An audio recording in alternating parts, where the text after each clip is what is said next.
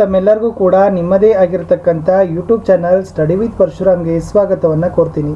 ಸ್ನೇಹಿತರೆ, ಇಂದು ನಿಮಗಾಗಿ 10ನೇ ತರಗತಿಯವರಿಗಾಗಿ ಎರಡನೇ FA ಅಥವಾ ಎರಡನೇ ಸಾಧನಾ ಪರೀಕ್ಷೆ ಅಂತ ಬರ್ತದೆ. ಆ ಸಾಧನಾ ಪರೀಕ್ಷೆಯಲ್ಲಿ ಇವತ್ತು ಸಮಾಜ ವಿಜ್ಞಾನದಲ್ಲಿ ನಾವೇನು ಮಾಡ್ತಾ ಇದ್ದೀವಿ, ಕ್ವಶನ್ ಪೇಪರನ್ನು ಹಾಕ್ತಾ ಇದ್ದೀವಿ. ಆಲ್ರೆಡಿ ನಮ್ಮ ಯೂಟ್ಯೂಬ್ ಚಾನಲ್ನಲ್ಲಿ ನಾವು ಹಿಂದಿ ಮತ್ತು ಕನ್ನಡಕ್ಕೆ FA2 ಅಂದರೆ ಸಾಧನಾ ಪರೀಕ್ಷೆ 2ರ ಪ್ರಶ್ನೆ ಪತ್ರಿಕೆಯನ್ನು ಹಾಕಿದ್ದೀವಿ. ತಾವು ನೋಡದೇ ಇದ್ದರೆ ವಿಡಿಯೋದ ಡಿಸ್ಕ್ರಿಪ್ಷನ್ ಬಾಕ್ಸ್ನಲ್ಲಿ FA SA exam question paper 2023-24 ಅಂತ ಒಂದು ಪ್ಲೇಲಿಸ್ಟ್ ಲಿಂಕ್ ಇದೆ, ಅದನ್ನು ಒತ್ತಿ ನೋಡಬಹುದು ಅಂತ ಹೇಳ್ತಾ, ದಯಮಾಡಿ ತಾವೆಲ್ಲರೂ ಕೂಡ ಈ ವಿಡಿಯೋನ ಲೈಕ್ ಮಾಡಬೇಕು, ನಿಮ್ಮ ಫ್ರೆಂಡ್ ಸರ್ಕಲ್ಗೆ ಶೇರ್ ಮಾಡಬೇಕು. ಫಸ್ಟ್ ಟೈಮ್ ವಾಚ್ ಮಾಡ್ತಿದ್ರೆ ಸಬ್ಸ್ಕ್ರೈಬ್ ಜೊತೆಗೆ ಬೆಲ್ ಐಕಾನನ್ನು ಒತ್ತಲಿಕ್ಕೆ ಮರೆಯದಿರಿ. ಶುರು ಮಾಡೋಣ. ರೂಪನಾತ್ಮಕ ಮೌಲ್ಯಮಾಪನ 2, ಅದನ್ನು ಸಾಧನಾ ಪರೀಕ್ಷೆ 2 ಅಂತಲೂ ಕೂಡ ಕರೀತಾರೆ. 10ನೇ ತರಗತಿಯವರಿಗಾಗಿ ಸಮಾಜ ವಿಜ್ಞಾನ.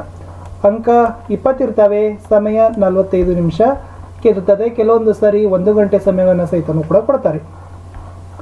ಮುಖ್ಯ ಪ್ರಶ್ನೆ ಒಂದೇನಿದೆ ಅಂದರೆ, ಈ ಕೆಳಗಿನ ಪ್ರಶ್ನೆಗಳಿಗೆ 4 ಪರ್ಯಾಯ ಉತ್ತರಗಳನ್ನು ನೀಡಿದ್ದು ಸರಿಯಾದ ಉತ್ತರವನ್ನು ಆರಿಸಿ ಬರೆಯಿರಿ ಅಂತ ಕೊಟ್ಟಿದ್ದಾರೆ.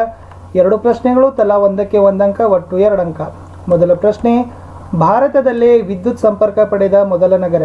A Bengaluru, B Mysuru, C Delhi, D Jog ಇದೆ. ಸರಿಯಾದ ಉತ್ತರ ಬರ್ತದೆ ಆಯ್ಕೆ A ಬೆಂಗಳೂರು ಅಂತಕ್ಕಂಥದ್ದು ರೈಟ್ ಆನ್ಸರ್. ಉತ್ತರಗಳನ್ನು ಕ್ರಮಾಕ್ಷರದೊಂದಿಗೇನೆ ಬರಿಬೇಕು. 2ನೇ ಪ್ರಶ್ನೆ, ಗಂಗಾ ನದಿ ಮುಖಜ ಭೂಮಿಯಲ್ಲಿ ಮ್ಯಾಂಗ್ರೋವ್ ಅರಣ್ಯಗಳನ್ನು ಸುಂದರ್ಬನ್ ಎಂದು ಕರೆಯುತ್ತಾರೆ, ಏಕೆಂದರೆ ಕೇಳಿದರೆ A ಅವು ಬಹಳ ಸುಂದರವಾಗಿವೆ, B ಅಲ್ಲಿ ಸುಂದರಿ ಎಂಬ ಮರಗಳು ಹೆಚ್ಚಾಗಿವೆ, C ವನ ಹವೆಯ ಋತುವಿನಲ್ಲಿ ಎಲೆ ಉದುರಿಸುತ್ತವೆ, D ವರ್ಷವೆಲ್ಲ ಹಸಿರಾಗಿರುತ್ತವೆ. ಸರಿಯಾದ ಉತ್ತರ ಬರ್ತದೆ B ಅಲ್ಲಿ ಸುಂದರಿ ಎಂಬ ಮರಗಳು ಹೆಚ್ಚಾಗಿವೆ ಅಂತಕ್ಕಂಥದ್ದು ರೈಟ್ ಆನ್ಸರ್. ಮುಂದಿನ ಪ್ರಶ್ನೆ 2.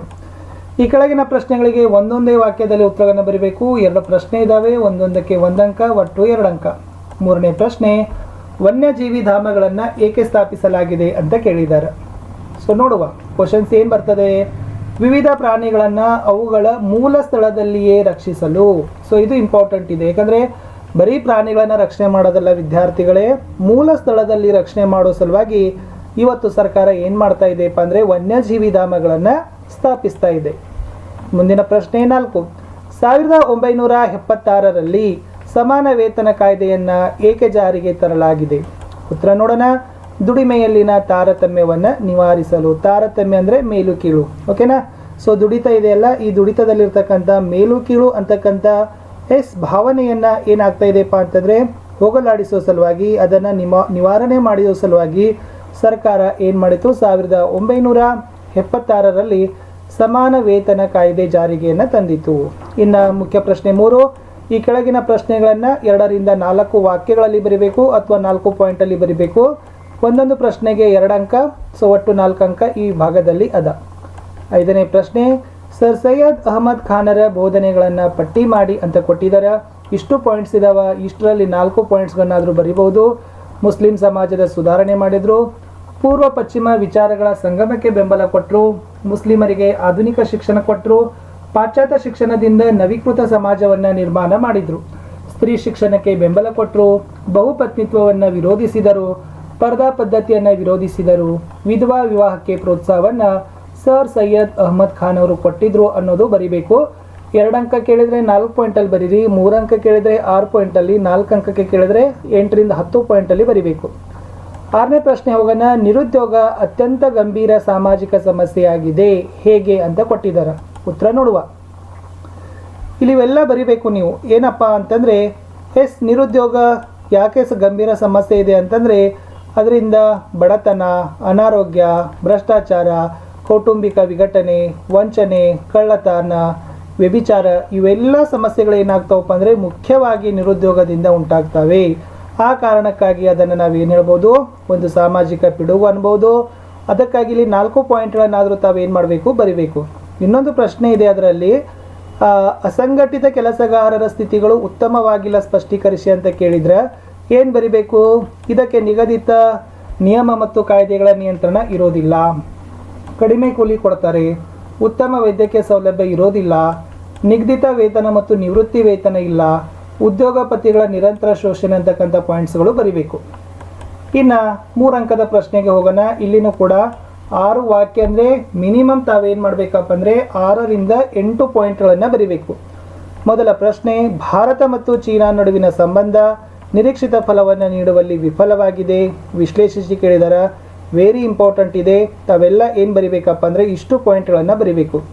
ಅಂದರೆ 1962ರಲ್ಲಿ ಭಾರತ ಚೀನಾ ಏನಾಯಿತು, ಚೀನಾ ಭಾರತವನ್ನು ಆಕ್ರಮಣ ಮಾಡ್ತದ. 1962ರ ಯುದ್ಧದಲ್ಲಿ ಭಾರತ ಏನಾಗ್ತದಪ್ಪ ಅಂದರೆ ಸೋತು ಹೋಗ್ತದ. ಮುಂದೆ ಭಾರತದ ಅರುಣಾಚಲ ಪ್ರದೇಶ ರಾಜ್ಯ ಚೀನಾ ತನ್ನದೇ ಅಂತ ಪ್ರತಿಪಾದನೆಯನ್ನು ಮಾಡ್ತದ. ಭಾರತ ಚೀನಾದ ಮಧ್ಯೆ ಇರುವ ಗಡಿ ಅಂತಿಮವಾಗಿ ನಿರ್ಣಯವಾಗಿಲ್ಲ. ಎರಡೂ ದೇಶಗಳ ಮಧ್ಯೆ ಕೇವಲ ವಾಸ್ತವಿಕ ನಿಯಂತ್ರಣ ರೇಖೆ ಮಾತ್ರ ಇದೆ.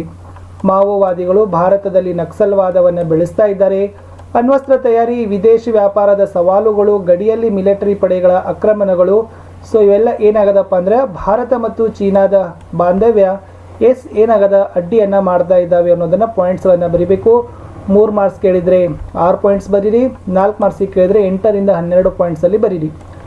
ಭಾರತ ಮತ್ತು ರಷ್ಯಾ ದೇಶಗಳು ಉತ್ತಮ ಬಾಂಧವ್ಯ ಹೊಂದಿವೆ ಹೇಗೆ ಅಂತ ಕೇಳಿದ್ದಾರೆ. ಈ ಪ್ರಶ್ನೆಗೆ ಉತ್ತರ ಎಸ್, ಭಾರತ ರಷ್ಯಾದೊಂದಿಗೆ ಉತ್ತಮ ಬಾಂಧವ್ಯ ಹೊಂದಿದೆ. 1961ರಲ್ಲಿ ಗೋವಾ ವಿಮೋಚನೆ ವೇಳೆ ಭಾರತಕ್ಕೆ ರಷ್ಯಾ ಸಹಾಯವನ್ನು ಮಾಡ್ತದೆ. 1962ರಲ್ಲಿ ಚೀನಾ ಆಕ್ರಮಣವನ್ನು ಮಾಡಿದಾಗ ರಷ್ಯಾ ದೇಶ ಖಂಡನೆ ಮಾಡ್ತದೆ. 1966ರಲ್ಲಿ ತಾಷ್ಕೆಂಟ್ನಲ್ಲಿ ಏನಾಗ್ತದಪ್ಪ ಅಂದ್ರೆ ಭಾರತ ಪಾಕಿಸ್ತಾನದ ಮಧ್ಯೆ ಒಪ್ಪಂದ ನಡೆಯಬೇಕಾದ್ರೆ ರಷ್ಯಾ ದೇಶ ಸಹಕಾರ ಮಾಡ್ತದೆ. 1971ರಲ್ಲಿ 20 ವರ್ಷಗಳ ಶಾಂತಿ, ಮೈತ್ರಿ ಮತ್ತು ಸಹಕಾರ ಒಪ್ಪಂದಕ್ಕೆ ಸಹಿ ಹಾಕಿದವ. ಭಾರತದಲ್ಲಿ ವಿಶೇಷವಾಗಿ ಭಿಲಾಯಿ ಮತ್ತು ಬೋಕಾರೋ ಉಕ್ಕಿನ ಕಾರ್ಖಾನೆ ಸ್ಥಾಪನೆಗೆ ರಷ್ಯಾ ದೇಶ ನೆರವು ಕೊಟ್ಟದ. ನಮ್ಮ ದೇಶದ ಕೈಗಾರಿಕೆ ಮತ್ತು ವಾಣಿಜ್ಯ ಬೆಳವಣಿಗೆಗೆ ರಷ್ಯಾ ದೇಶ ಕೊಡುಗೆ ಕೊಟ್ಟದ. ವಿಶ್ವಸಂಸ್ಥೆಯ ಭದ್ರತಾ ಮಂಡಳಿಯಲ್ಲಿ ಭಾರತಕ್ಕೆ ಖಾಯಂ ಸದಸ್ಯತ್ವ ಕೊಡಬೇಕು ಅನ್ನೋದನ್ನು ರಷ್ಯಾ ದೇಶ ಏನು ಮಾಡ್ತಾ ಇದೆ, ಪ್ರತಿಪಾದನೆಯನ್ನು ಮಾಡ್ತಾ ಇದೆ. ಇನ್ನು ಮಣ್ಣು ಸವೆತದಿಂದ ಉಂಟಾಗುವ ಪರಿಣಾಮಗಳನ್ನು ಕೇಳಿದಾರ. ಪಾಯಿಂಟ್ಸ್ ನೋಡ್ಕೊಡ್ರಿ. ಏನಿದಾವಪ್ಪ ಅಂದ್ರೆ ನದಿಗಳಲ್ಲಿ ಹೂಳು ತುಂಬಿ ಪ್ರವಾಹ ಉಂಟಾಗ್ತದ. ನದಿ ತಮ್ಮ ಪಾತ್ರವನ್ನು ಬದಲಾಯಿಸ್ತವೆ. ನೀರಿನ ಸಂಗ್ರಹಣಾ ಸಾಮರ್ಥ್ಯ ಕಡಿಮೆ ಆಗ್ತದ. ಕೃಷಿ ಉತ್ಪಾದನೆ ಮೇಲೆ ಪ್ರಭಾವ. ಇಂಗು ನೀರಿನ ಪ್ರಮಾಣ ಕಡಿಮೆ. ಸ್ವಾಭಾವಿಕ ಚಿಲುಮೆಗಳು ಬತ್ತಿ ಹೋಗ್ತವೆ ಅನ್ನೋದನ್ನು ಪಾಯಿಂಟ್ಸ್ಗಳು ಬರೀಬೇಕು.